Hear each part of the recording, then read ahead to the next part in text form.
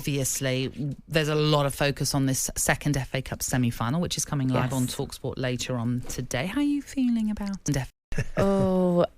Being of a red, of course. I feel like we should win this game, and I think we will win this game, but will we make a meal out of it? Probably. So it will be a very frustrating game, and I think it will be a massive test because Man United are lacking so much, and Coventry, the players that they've got, you're going to look at that and want to take your chances and go for it, and we'll see. I can't imagine what it would be like at Old Trafford if they did happen to get turned over in this game by Coventry, because it's been a tough watch for United. Yep. And I think one thing that I already think about is, a lot of games United played this season, they've countered the teams they're playing. You can't be countering Coventry. No.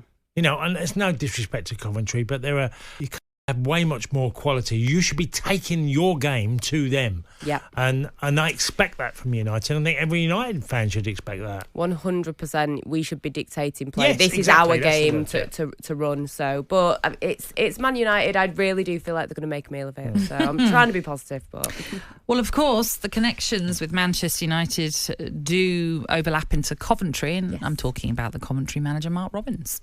Yes, so in the Sunday Times, Jonathan Northcroft has got an article, How Robins Worked Miracles to Become Fergie's Greatest Protégé.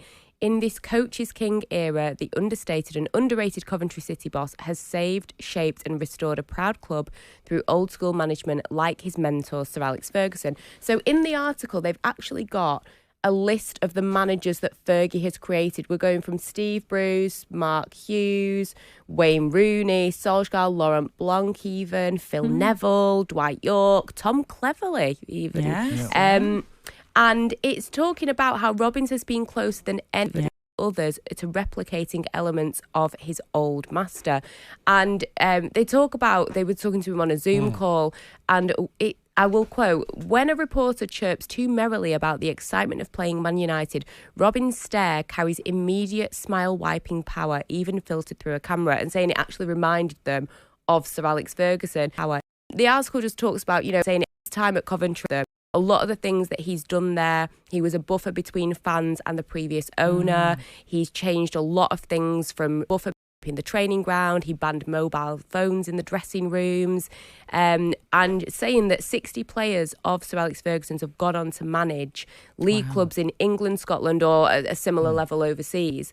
But I actually would probably agree that he comes out of all of these names here, he really does stand out. Yeah, and me and Nat have talked about him over the last few years, and it's like, if you think that Victor Gyökeres, who came to, was at Coventry, and then he had to sell him for 20 odd million to Sporting in Portugal, that was a massive coup, that Coventry are having to sell players.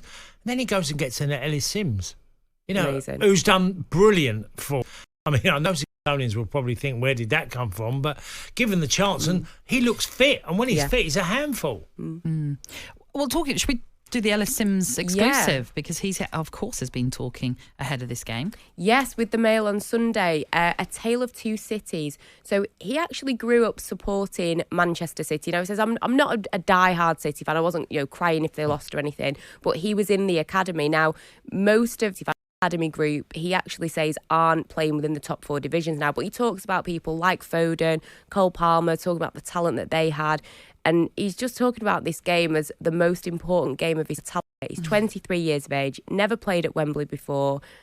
He scored 8 goals, was obviously at Everton, got a professional contract after scoring 46 goals in one season in the under-18s, and wants to be back at Premier League level. And I just think this is the perfect game for a player like him when you've got a makeshift back 4 of Manchester United.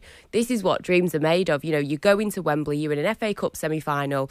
As a news, you want to see him absolutely going for it and causing absolute mayhem for United's defence.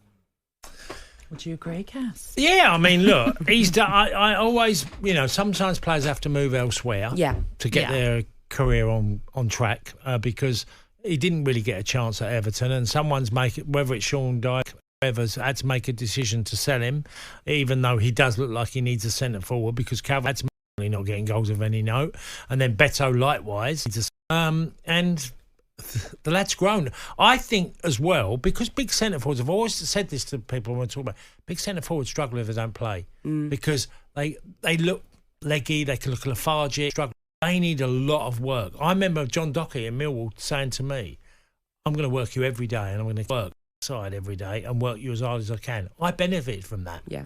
You know, and I do feel there's a lot of big centre forwards who need a lot of work. Yeah. So we've focused a lot on Coventry. What about Manchester United then? Oh, yes. All across the papers, a lot of Ten Hag talk. He's saying, judge me when I've got a full squad. So in the Sunday Mirror, Ten Hag's fit for a fight. So he's saying that in 18 months, I've never had my favourite team play on the pitch once. He's saying, then he goes, there was one time last season at home against Manchester City. He's those players, you know, David De Gea, Fred, etc., you know, they're not there anymore. But he wants to be judged when he's got a full squad. Is this anymore? Should we be cutting him a bit of slack here because they have had so many injury issues, or is that's what happens as a manager and you've got to adapt and that's down to recruitment maybe. Are we cutting him any slack or not? Well, you're getting professional footballers, you have to make them as best as you can, and if you can make the argument he has, that's wrong, that he hasn't. You know, there's a number of players who have underachieved under Ten Hag. You can't have it perfect. You can't have all your best players and all the ones playing the best football of their career. You have to give them the tools for them to thrive and show what they can do. That's not happened. I'm not watching that. I'm not seeing that. I've seen other teams with far less quality than Man United who players are shining for their managers and their team. You need to be judged on overachieving with players. That's part of being a manager. So we're not taking injuries as an excuse. No, it doesn't help him. But if I'm a goal scorer and I said to my manager, I say, by the way, I'm not scoring because I haven't got a winger or wingers or midfielders who are giving me the chances to score goals. Very quickly, I wanted to get to, and I haven't read it myself, but I've just seen the headline.